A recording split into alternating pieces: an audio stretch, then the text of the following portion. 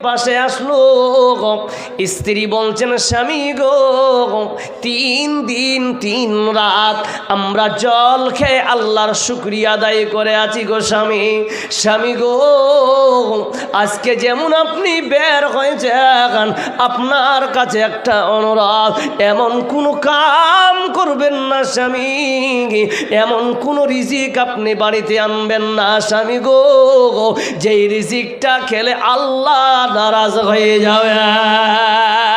স্বামী যদি আপনি হালাল উপার্জন পারে আপনি আনবে, আর যদি হারাম উপার্জন না হয় না খেয়ে মরে যাব, কিন্তু আল্লাহ মাগাফ করবে। স্বামী রে এমন কোনো কাম করবে না রে স্বামী, যেই কামটার জন্য আল্লাহ নারাজ হয়ে যাবে। জিন্দগি এক কিরায়ে का घर है, जिंदगी एक किराए का घर है, एक ना एक दिन बदलना पड़ेगा, मौत जब तुझको आवाज देगी, मौत जब तुझको आवाज देगी, घर से बाहर निकलना पड़ेगा। इतना माजूर हो जाएगा तो, इतना मजबूर हो जाएगा तो, ए जो मखमल कचोला गे तेरा, ए जो मखमल कचोला गे तेरा, ए कफन में बदलना पड़ेगा। जिंदगी एक किराए का घर है, एक ना एक दिन बदलना पड़ेगा। कर ले ईमान से दिल की सफाई, छोड़ दे तू बुराई, वक्त बाकी गया अब भी संभल जा, वक्त बाकी गया अब भी संभल जा, वरना दोज़ख में जलना पड़ेगा। जिंदगी एक किराए का घर है, एक ना एक दिन बदलना पड़ेगा। जोरे बोलो नारे तकबीर। सुधी मंडली अल्लाह पाक বলতেছেন গোলাম রে আয় আয় আয়, ও ইয়া আইয়ুহাল্লাযীনা আমানু খুলু মিন তাইয়্যিবাতি মা রাযাকনাকুম ওয়া আশকুরু লিল্লাহি ওয়া ইয়্যাহু তা'বুদুন। বান্দা আয় আয় আয়, এবার তুমি ইবাদত করো, মজা পাবে, বলুন সুবহানাল্লাহ। সুধী মণ্ডলী ইবাদত কাকে বলে? সূরা আল বাকারা সূরা নাম্বার 2 আয়াত নাম্বার 21 21 নম্বর আয়াত আল্লাহ পাক বলতেছেন ইয়া আইয়ুহান নাস উবুদু রাব্বাকুমুল্লাযী খালাকাকুম ওয়াল্লাযীনা মিন ক্বাবলিকুম লাআল্লাকুম তাত্তাকুন। ওরে পৃথিবীর মুমিন শোনো, ইয়া আইয়ুহান নাস উবুদু, ওরে পৃথিবীর মানুষেরা তোমরা শোনো, তোমরা ওয়াহিদু রাব্বাকুম, আল্লাহকে এক বলে স্বীকার করে নাও, আল্লাহকে এক বলে স্বীকার করে নাও। যদি ওয়াহিদুর জায়গায় উবুদু যদি হয়, ইবাদত নিয়ে যদি হয়, শুধু নামাজ পড়ার নাম ইবাদত নয়, শুধু যাকাত দেওয়ার নাম ইবাদত নয়, শুধু টুপি পাঞ্জাবি দাড়ি রাখার নাম ইবাদত নয়। ইবাদত কাকে বলে? তাহলে দেখে নেন মুমিন বান্দা যারা হবে, যারা ঈমানদার, তাদের চুল পায়ের নখের কোণা থেকে নিয়ে চুলের কোণা পর্যন্ত পুরো বডিটা হলো ইবাদত। জোরে বলুন নারে তাকবীর। একজন ঈমানদার তার পায়ের নখ থেকে নিয়ে চোখের চুলের কোণা পর্যন্ত পুরো বডিটা আল্লাহ ইবাদত করে দিয়েছেন, বলুন সুবহানাল্লাহ। কেমন উদাহরণ দিচ্ছি, মুমিন পেশাব করবে ইবাদত, বলুন সুবহানাল্লাহ। মুমিন হাসবে ইবাদত, মুমিন পায়খানা করবে ইবাদত, মুমিন হাঁটবে ইবাদত। মুমিন বাজারে যাবে ইবাদত, মুমিন বাইক চালিয়ে কাজে যাবে ইবাদত, মুমিন কার নিয়ে যাবে ইবাদত। এভরিথিং সব কাজ ইমানদার করবে সব ইবাদত। কারণ ইবাদত ইমানদারির কিনে অফার আল্লাহ দিয়েছেন। কারণ ইমানদার আল্লাহর আইনের বাইরে কাম করবে না। বন্ধুরে, ওই পায়খানাটা আপনার ইবাদত হবে যদি আপনি আল্লাহর নবীর সুন্নত মোতাবেক ওই পায়খানায় প্রবেশ করেন।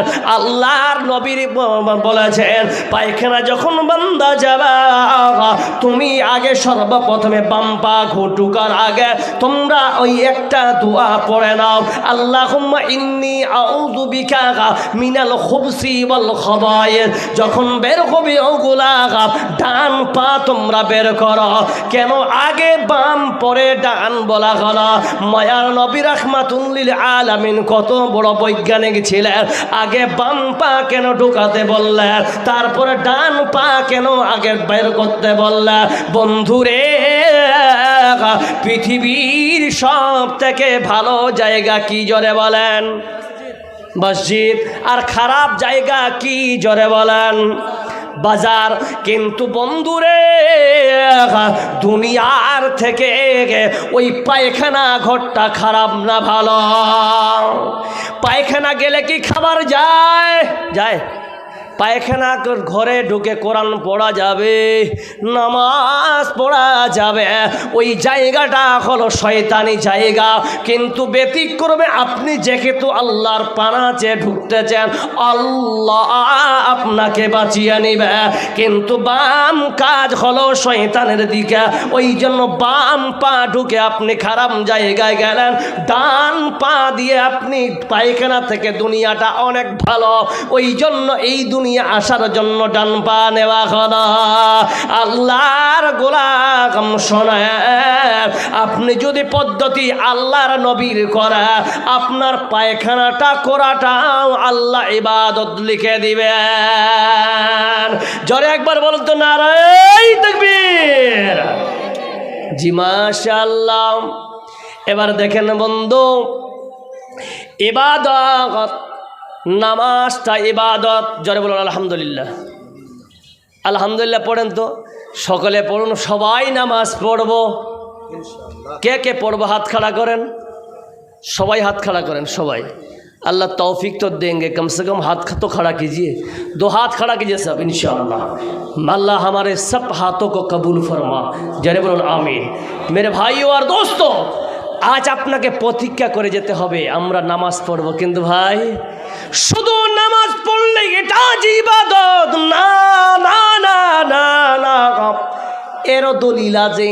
আল্লাহর নবী বলতেছেন বুখারী শরীফের 15 নম্বর হাদিস, সাল্লু কামা রাআইতুমুনি উসাল্লি।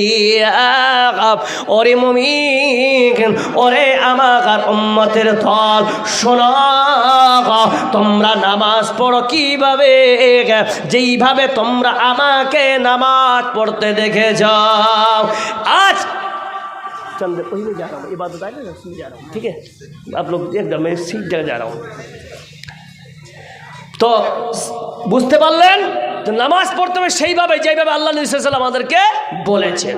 এবার দ্বিতীয় নাম্বার আসি, সেটা কি? ইবাদতের মধ্যে সাল্লু কামা রাআইতুমুনি উসাল্লি।